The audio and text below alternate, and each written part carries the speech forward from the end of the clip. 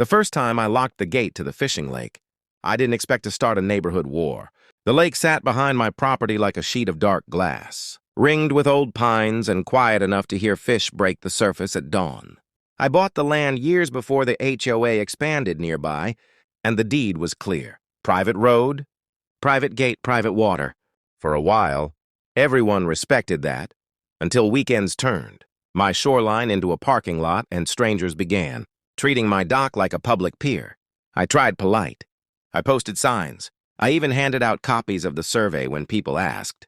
None of it mattered once Karen discovered the lake. She showed up one Saturday with 3 SUVs full of guests, coolers strapped to the roofs, kids already running toward the water.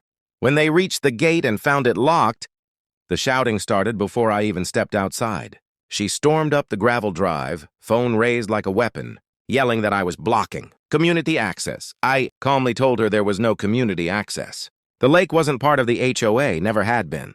That's when her face turned red. "I have rights," she screamed, jabbing a finger at my chest. "You can't just lock people out." I asked which rights she meant. Property rights, easement rights, water rights.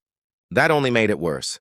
She accused me of ruining her guests' vacation, of being selfish, of thinking money makes you king.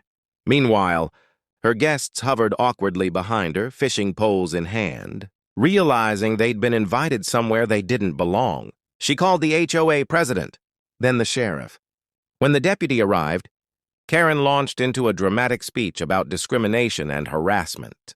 I handed over my deed, the plat map, and the county letter stating the lake was privately owned and not subject to HOA authority.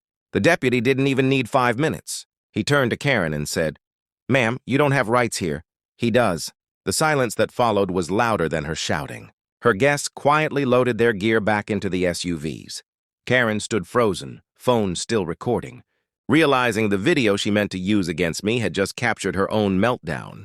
As they drove away, the deputy reminded her that trespassing again would come with citations. That evening, I unlocked the gate just long enough to walk down to the dock alone. The lake was calm again. No shouting, no engines, just ripples, pine needles on the water, and the satisfying knowledge that sometimes the loudest people are wrong, and the law doesn't care how hard they scream.